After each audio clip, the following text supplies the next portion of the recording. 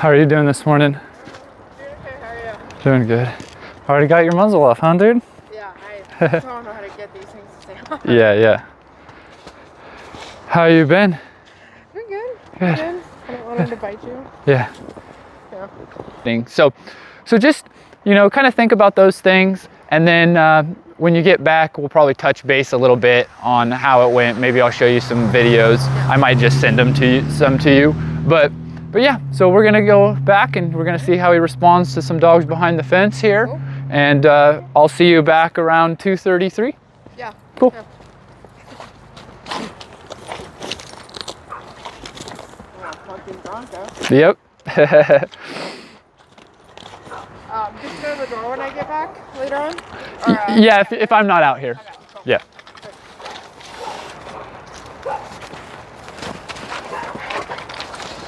Come on.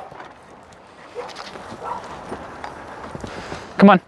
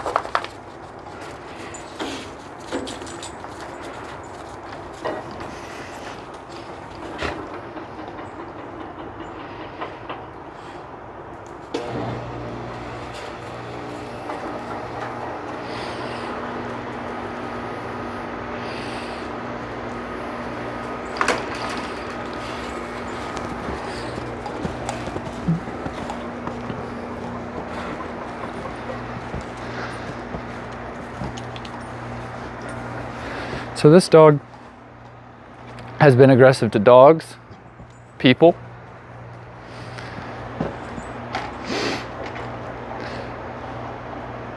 And we're gonna be checking him out today. It's the first time actually seeing him. I spoke to his owner, I believe it was last week. And we had a good conversation. She's been to another trainer who practices positive reinforcement. And one of the issues that the owner's having is him fence fighting. And the trainer recommended that they build other fences in their yard to fence them off from the main fence. And this is a very common thing when it comes to positive reinforcement trainers. I've had many clients tell me this is the recommendation. Oh, my dog's fence fighting. They said build a second fence along my fence so he can't get to that fence. Then put a bandana on top of the fence, and when your dog is out, throw it over the fence so they know not to bring their dog out, and vice versa. And to me, that's ridiculous. So we're gonna be putting him with these dogs. Doesn't look like he's gonna be going to the bathroom, so we're gonna put him in the bus first, and then we'll see how he feels about these dogs. Is he gonna go right in? He might not want to go in here, but we'll see. Oh, yep, he's coming. Sometimes they're like, it's like a cave. It's like you're out in the woods hiking and you come across a cave. Some people are gonna be like, I ain't going in there. I don't know if that's too safe. And so sometimes this is what will happen with dogs when they come in here. So he's fighting at that muzzle. We're gonna first see how he feels about me? Come here. Come here. Come here. Quiet. Hey, quiet.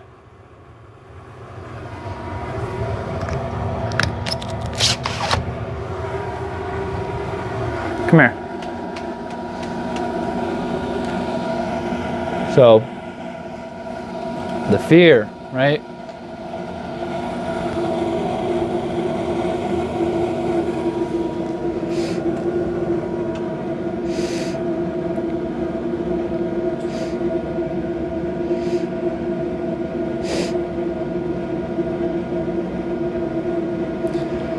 I'm not pushing down, I'm not doing any of that. I'm simply just placing my hand here. So the reason I'm keeping my hand here is because if you look at his body language, he's not really liking what I'm doing. I can feel the tension, I can feel his resistance. He's actually pushing his butt up into my hand.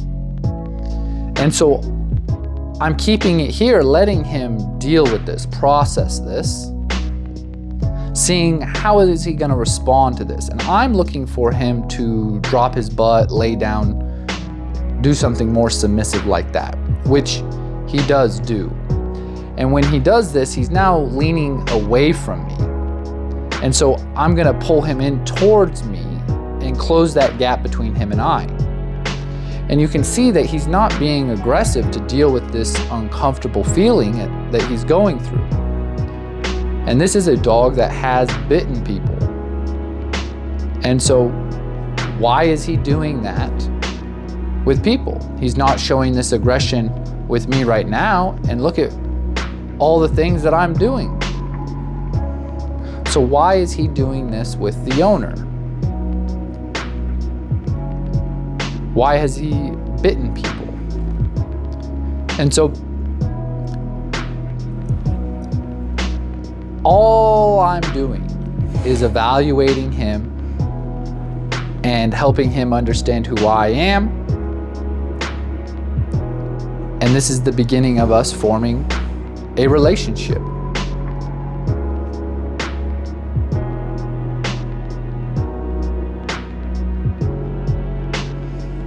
Okay, let's see how he feels about this.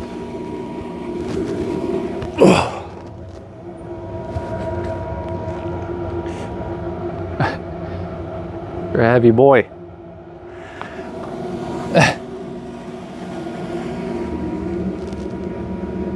All right, so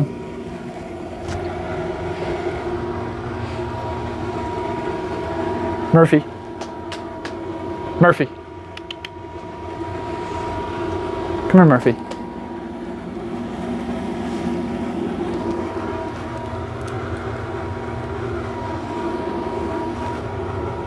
Come here. There we go. All right, so we're gonna start the process of introducing him to some dogs.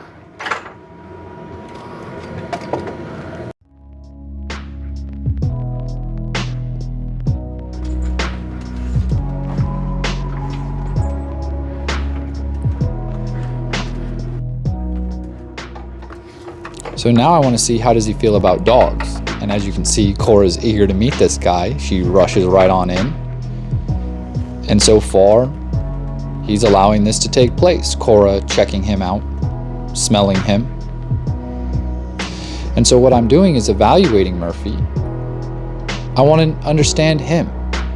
How does he think? How does he feel? What makes him tick? What pushes his buttons? How does he deal with different scenarios, different dogs, different personalities, different people? Why does he do what he does? And so far, like I'm saying, no aggression. Cora's able to check him out.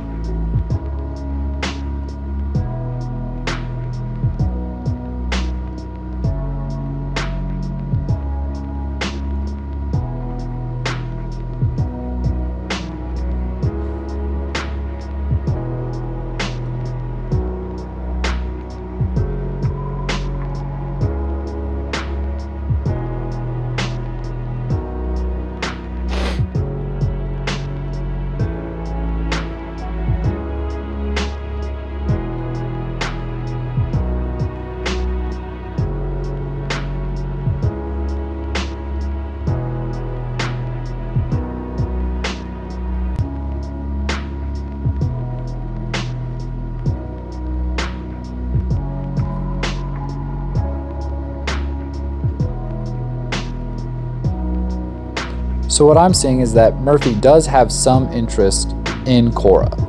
I have seen him sniffing a bit, but he doesn't have as much interest in Cora as Cora has in him. But what we're seeing is that he's not being aggressive. He is allowing Cora to check him out, which is all good stuff. So I'm going to bring in Apollo now. Apollo. Cora comes out. I step forward because I see Murphy starting to move forward and I want him to stay in there. So I move forward into his bubble and you can see that he didn't become aggressive. But notice that Apollo isn't approaching right away like Cora did. He's giving space.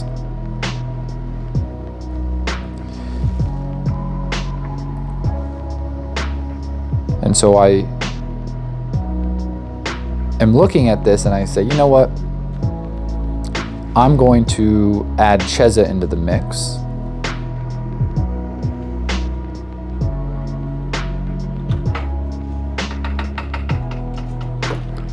Come on, Cheza. Come on, Cheza. Cora, come on. So I called Cora in because Cheza's a more sensitive dog. Cora was standing in front of the gate and I felt like Cheza was a little unsure about moving past Cora. There's a new dog. And so I just called Cora in and you could see Cheza came right in with. So now we have Cheza approaching Murphy and checking him out, which is a big deal for Cheza because Cheza came as a very fearful, skittish, timid dog. And she's opened up a lot, but she's like that by nature. And so the fact that she's coming up to check out this new dog is fantastic. And you can see Cora's back to wanting to check Murphy out. She wants to form a relationship with this guy.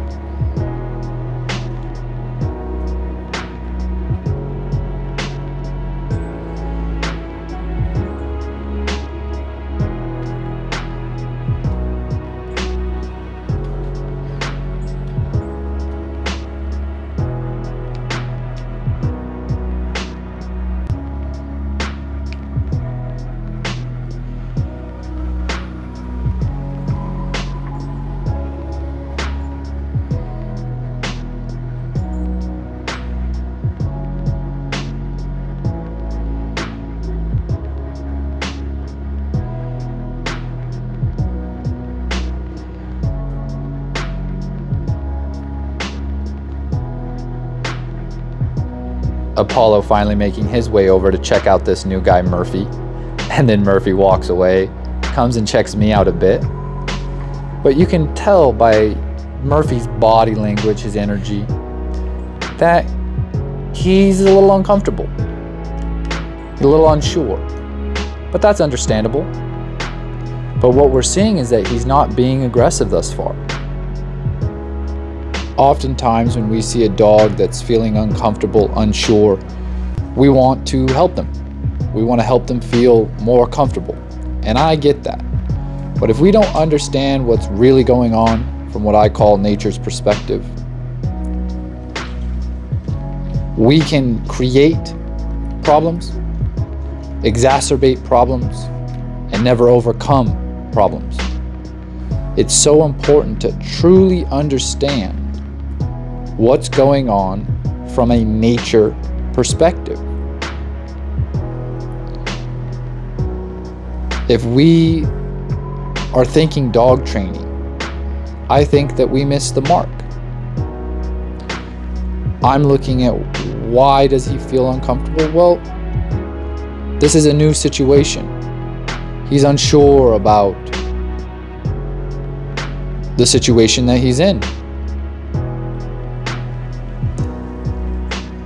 And what I see is a dog that's navigating that. He's not being overly aggressive. He's dealing with it, processing it, learning. And so I'm not looking to make him comfortable by, you're a good boy, here's some treats, and let's try to get you excited.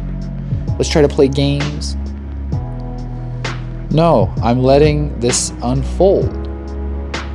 I know that as time goes on, he will feel more and more comfortable because he's going to have better and better understanding of what's going on, who am I, who are these different personalities.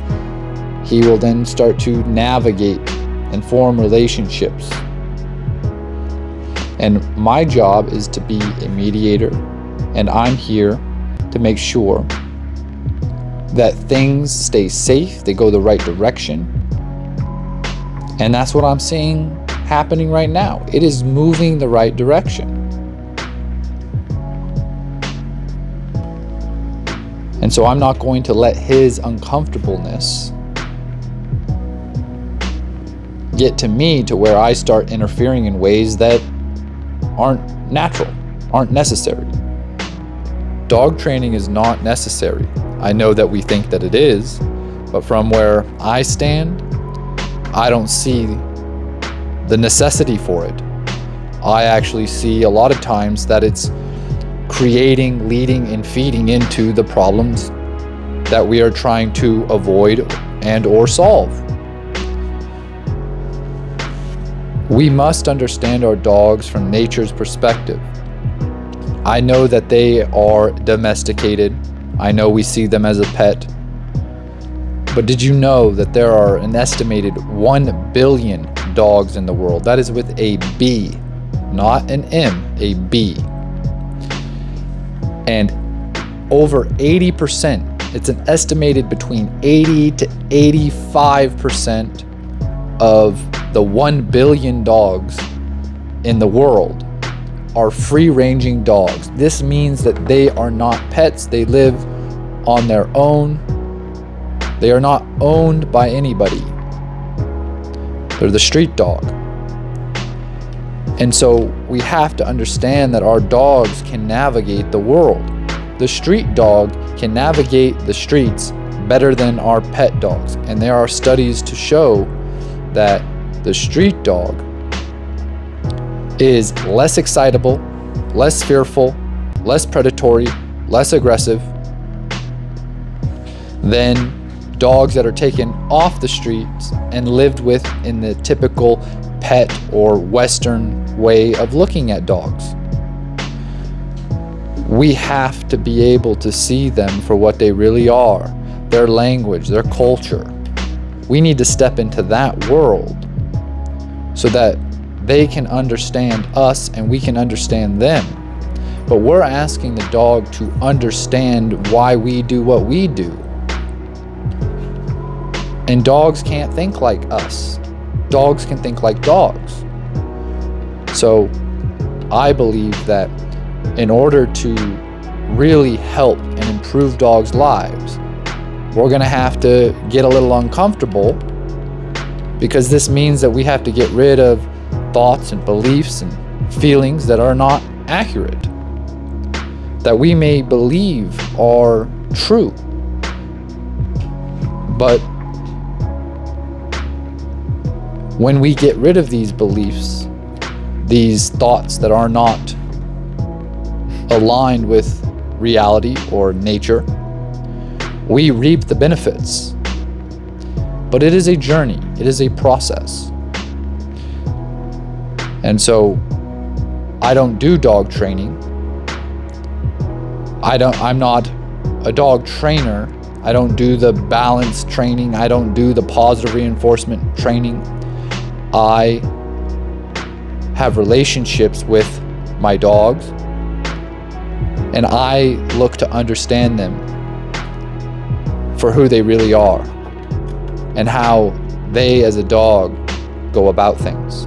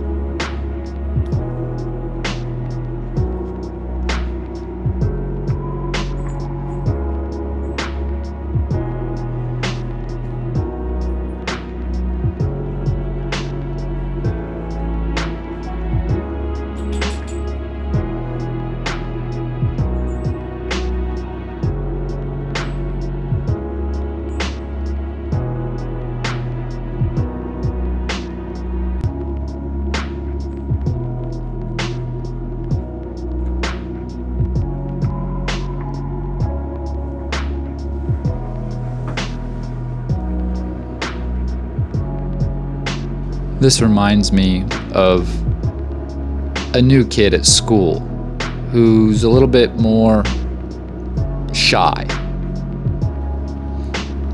a little bit more unsure. And so they sit on the sideline, observing. And this is what it seems that Murphy's doing. He's somewhat getting involved and then removing himself, going, I'm not sure about all this. And this is just a process. And so you can see Apollo and Cora are having a good time. Cheza over checking me out. And then Murphy moves over to go see what's up with this a little bit. Cora is trying to get Murphy to engage, form a relationship.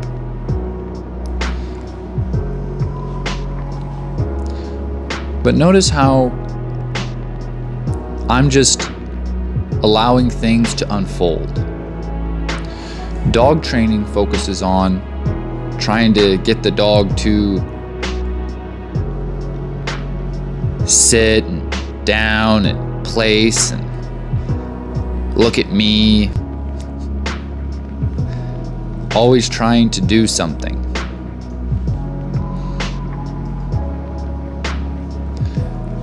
But like I've said, I'm trying to understand something, discover something.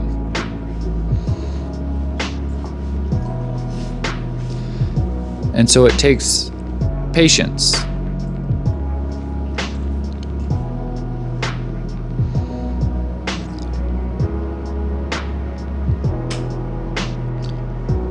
With what I do, it's more about being something than doing something.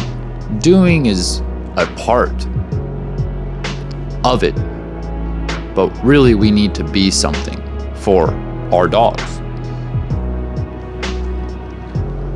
It is a relationship. And if we're not understanding their perspective and how to speak their language and understand what's going on, how are we going to have a real relationship based on understanding, meaning, purpose? People will feel that they have a great connection with their dog because they can sit or place or look at them or do tricks and jump through hoops. But to me, I'm not interested in any of that. And I believe dogs are only interested in it because, well, they want food. We are getting them to do this stuff because it taps into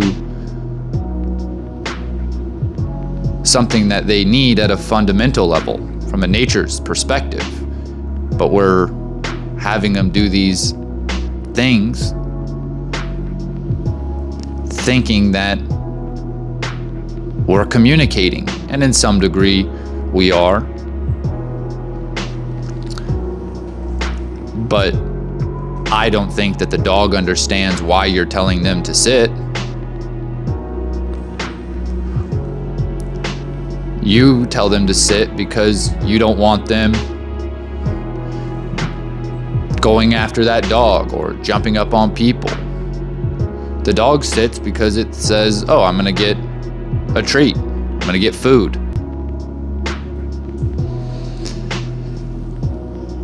Dogs never will do this. They will never give out treats or food to get a dog to stop jumping on them or to get a dog to stay away from something. It just won't happen. And so this is what I mean when I say that we're not really communicating in a way that's truly understood by the dog. It's an illusion. And for me, I want reality. And I am way more interested in this nature's perspective.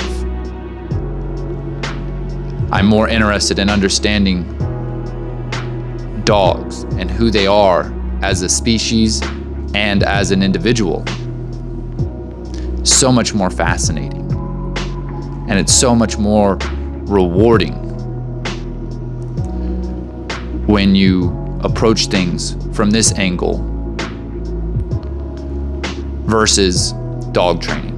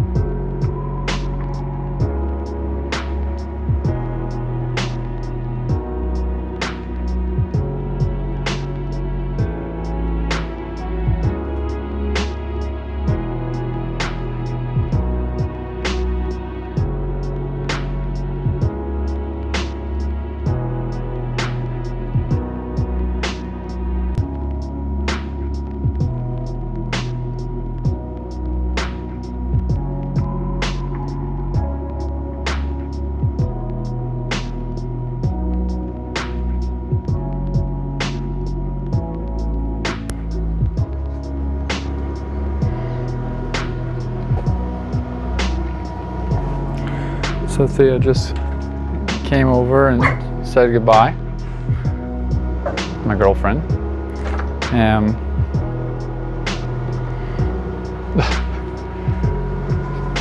Some of them started barking. He got up.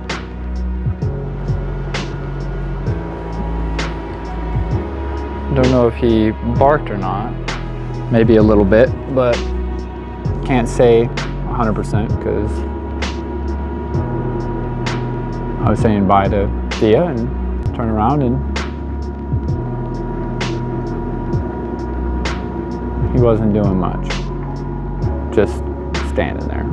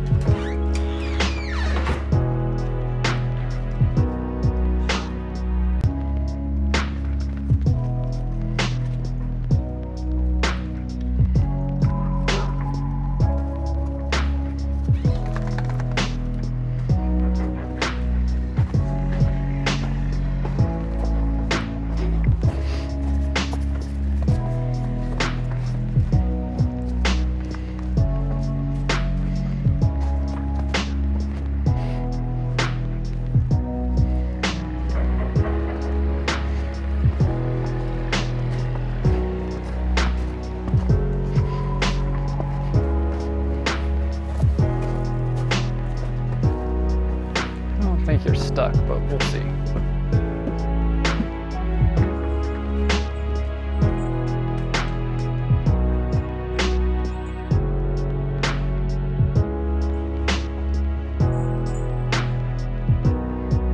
Stuck. Just sensitive.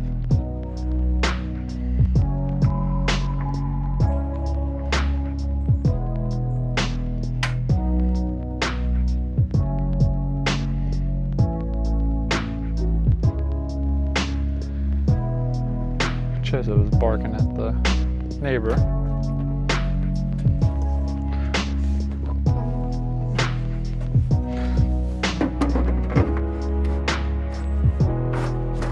Okay. This on the tripod because I need both hands to. I think I need to change out this propane tank. The battery was dying.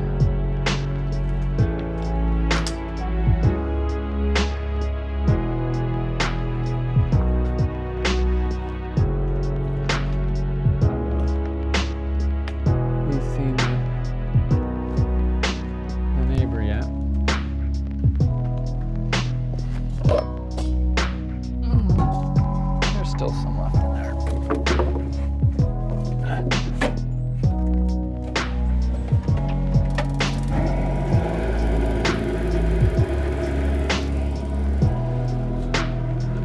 Samson's out there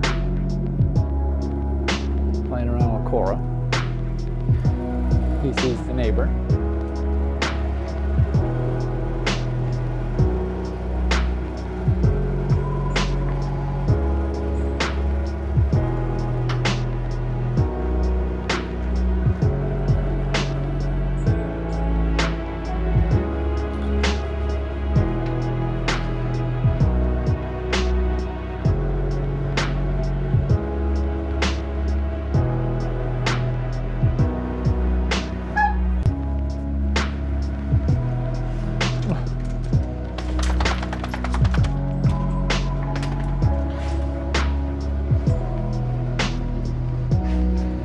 Put a shorter leash on him.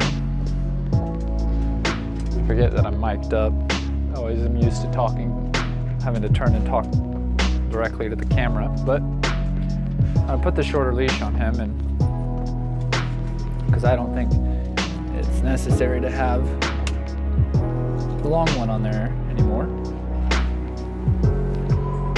But we do want to have a leash on him.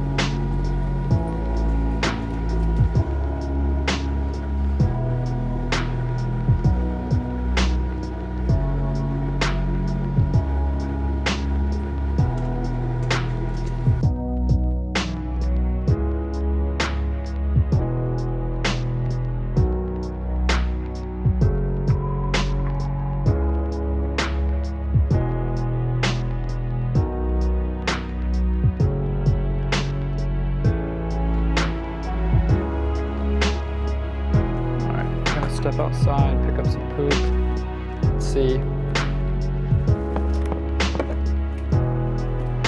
if he comes with or if he stays in there.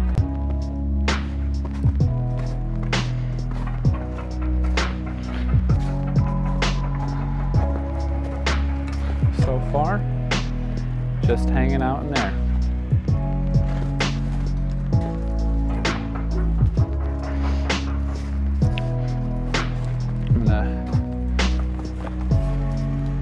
Stop it and we'll be back. So he's come out. I'm moving to the sun, I'll tell you that much. It's a beautiful day, but way better in the sun. I'd like to see him open up. I think he's going to, one way or another.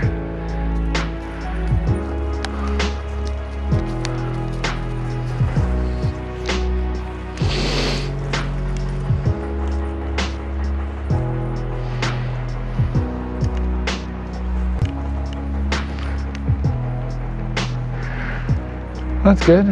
Going to the bathroom. It's the first time he's went since being here. Oh, we got 2 bathroom goers.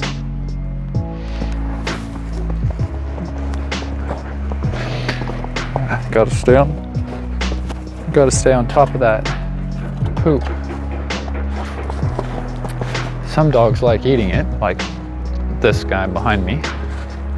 You can't see him right now, but, and then they can learn from other dogs.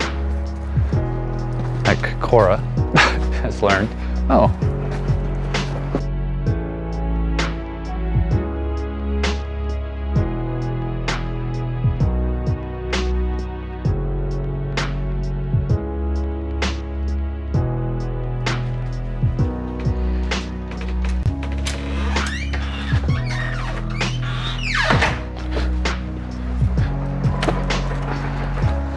Okay. So Karma decided to come out. There she is. See if she's gonna want to even meet this guy. Sometimes she's like, I'll check him out from a distance. I don't know if I fill up for it. Maybe he'll come check her out though.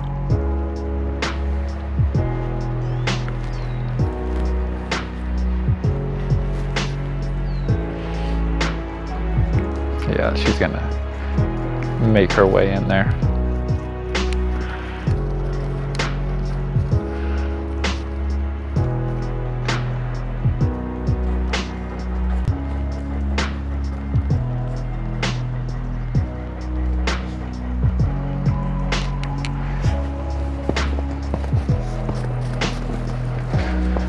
She wants back inside.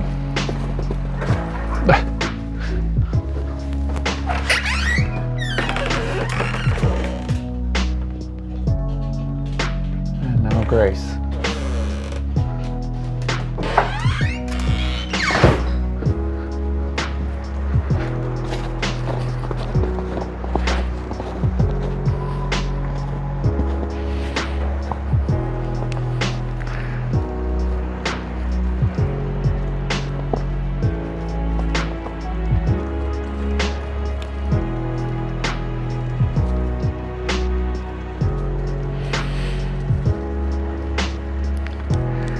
How obnoxious Cora can be.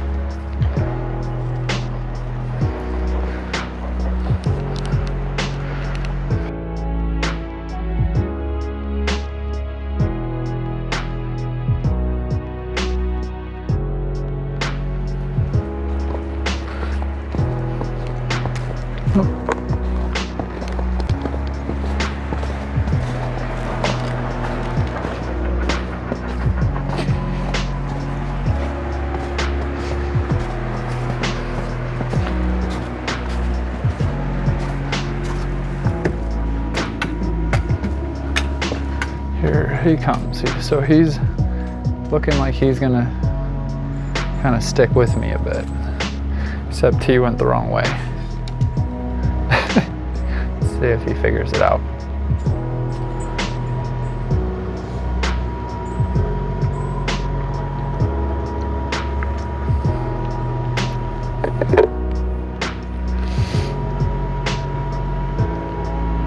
Yeah, there we go. Following the smell trail.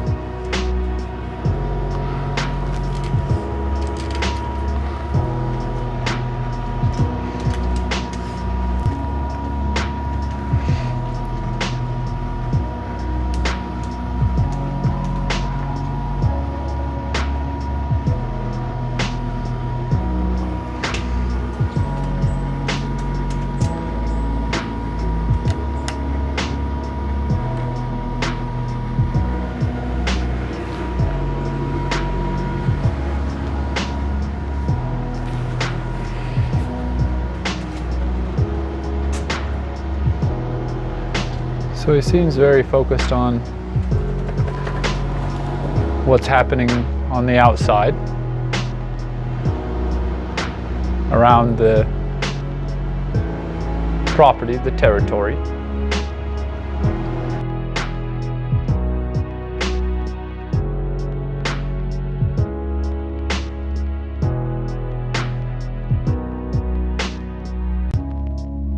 Let's see what time it is. I think we're getting close to breakfast.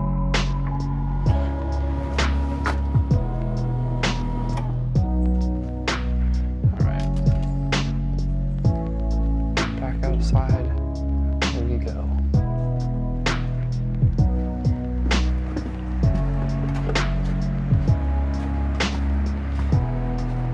Come on, Cheza.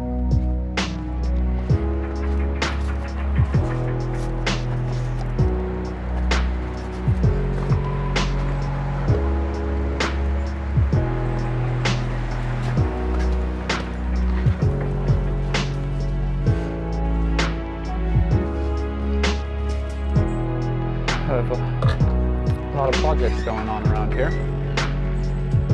and the disorganization is not enjoyable. All right, let's stop it here. See how Millie feels about the new dog. New guy. Here we go. See if I can capture this.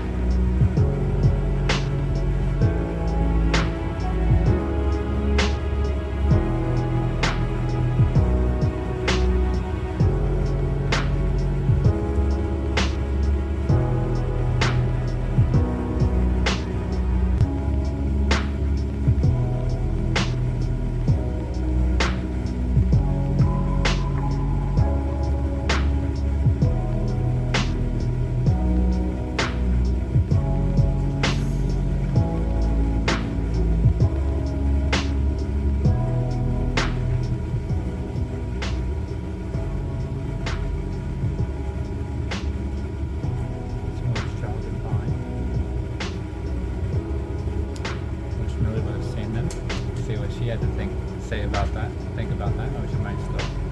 Oh, maybe not. She's just coming up to check this guy out. But the neighbor's across the street shoveling there.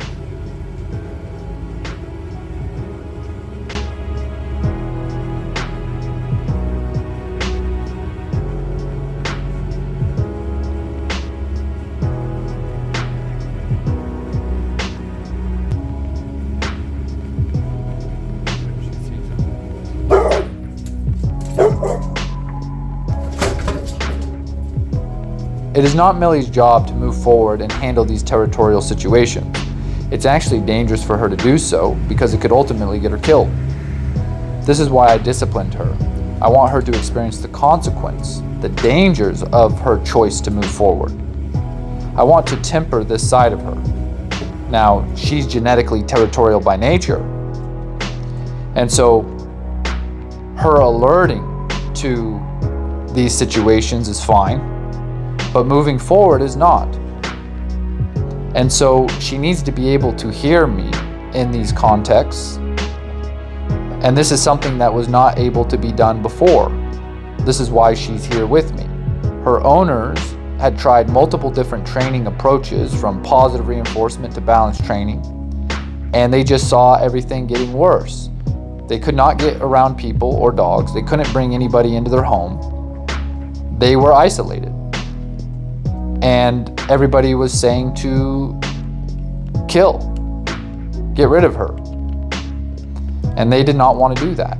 And they found me, and I offer an alternative.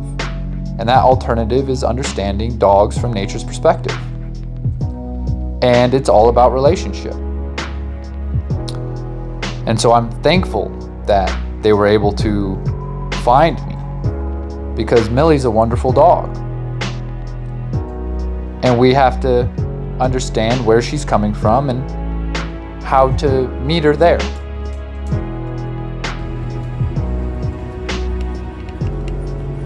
Coming over by me now.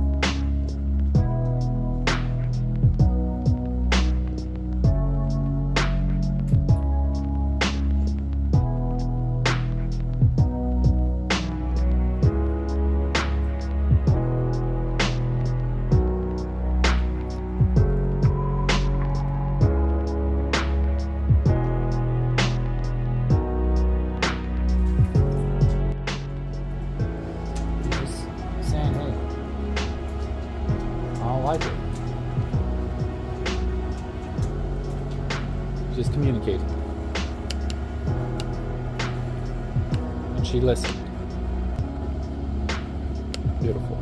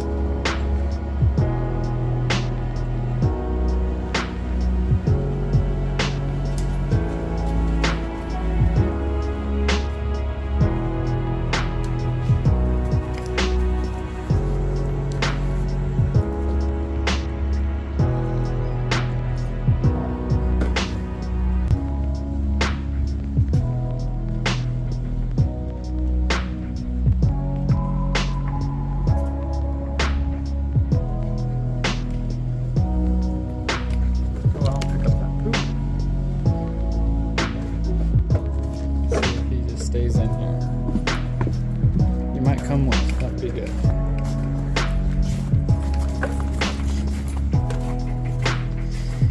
Nice.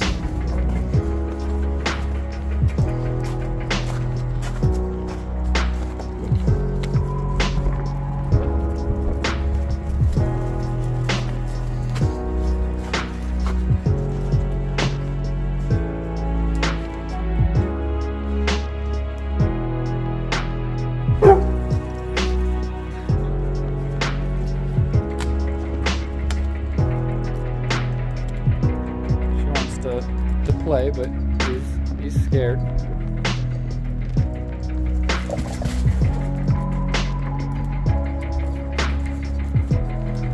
She's a lot.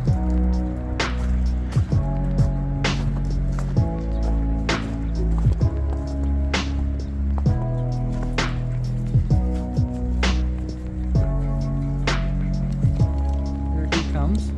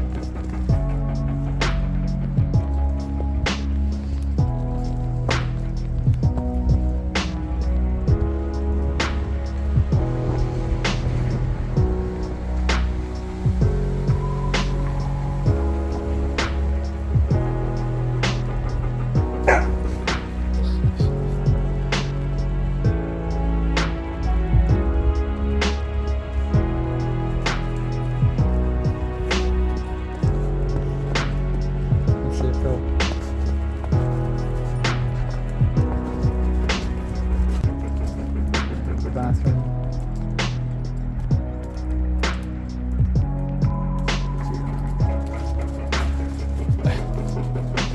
You missed him.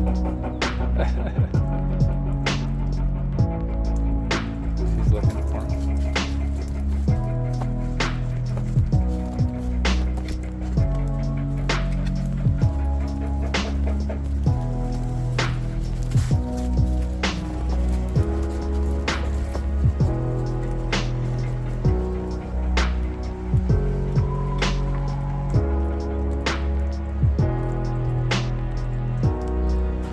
See if he'll come inside.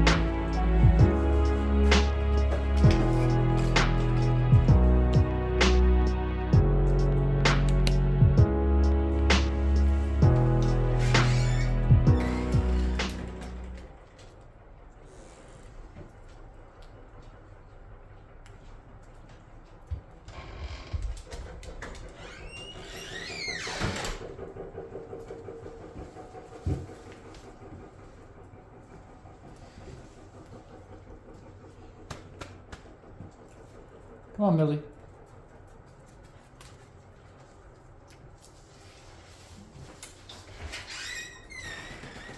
Millie, what's up? Let's see if Murphy will come. Come on, Murphy. Murphy. Murphy. Come on. Come on, Murphy. Murphy. Come on, Murphy. Come here, Murphy. Come on. Might have to grab his leash. Come on, Murphy. Murphy. Murphy. Come on. Hey, Murphy. Come on. He's hearing the sounds of the cars and stuff going by. Come on, Murphy.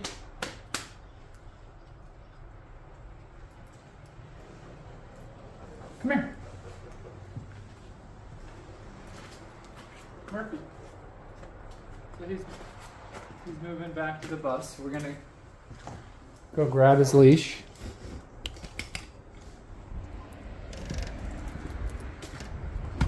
That's why I have it on there. Or on him.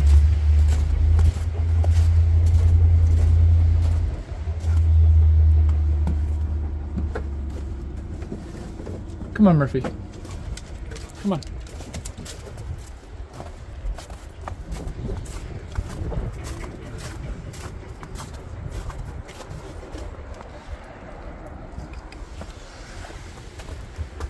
Come on, Murphy.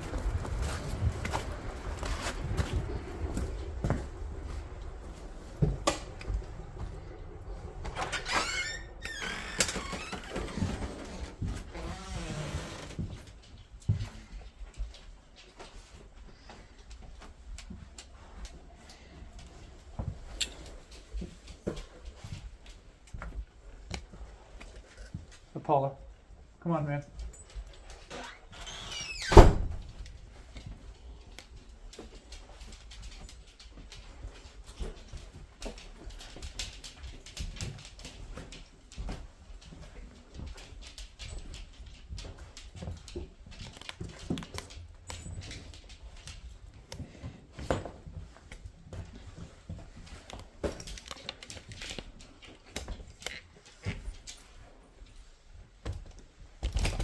Ah, hey, off, off.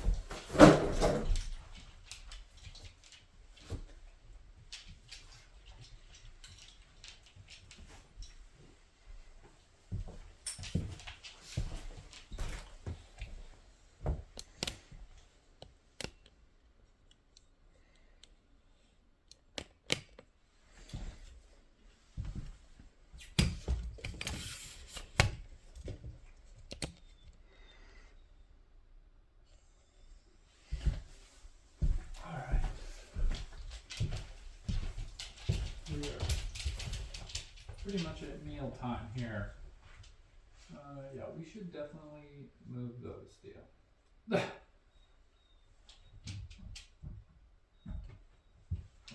put it behind.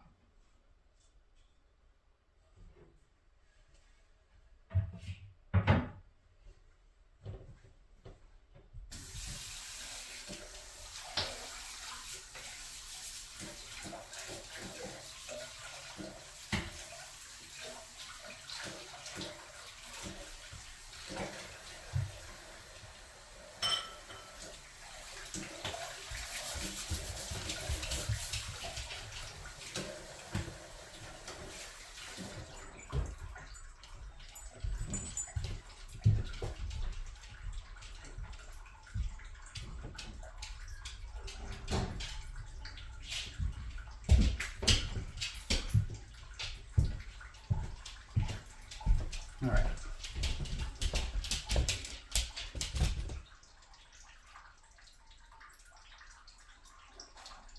I'll keep you posted if anything happens. Off. Off.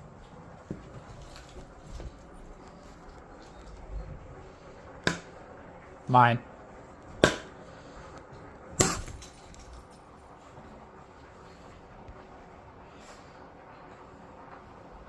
So now I'm standing here waiting for Murphy to move on. And that may look like him sitting down, laying down, or him walking away. But I can tell he's still thinking about getting on this couch. So I'm waiting to see what move he wants to make. If he moves on, I say and do nothing. If he moves forward to get on the couch, I'm going to have that conversation again with him. Let him know, hey, I don't want you doing that. I don't like it. And so he is trying to figure out what move he's going to make. And I'm just patiently waiting.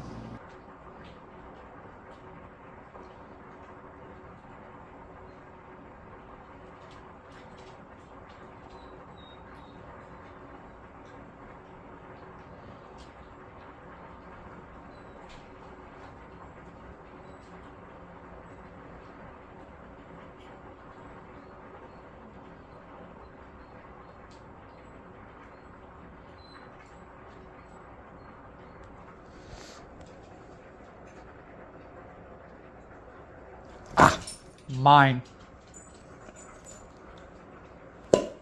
Mine. Mine.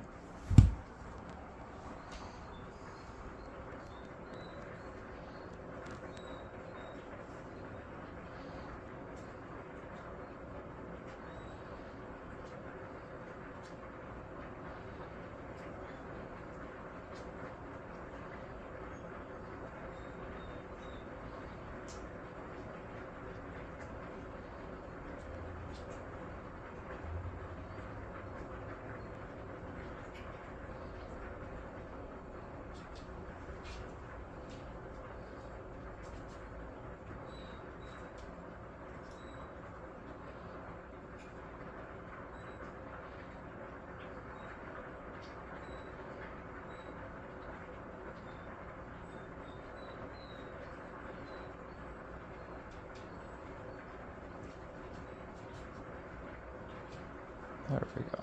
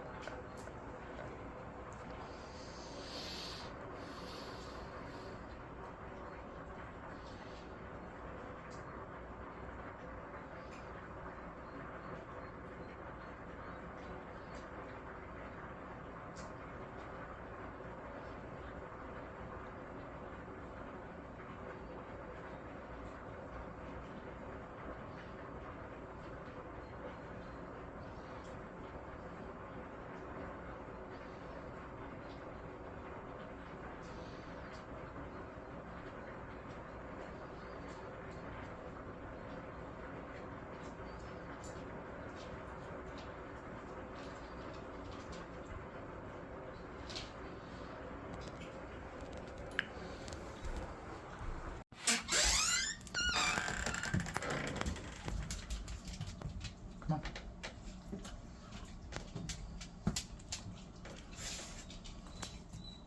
Cora.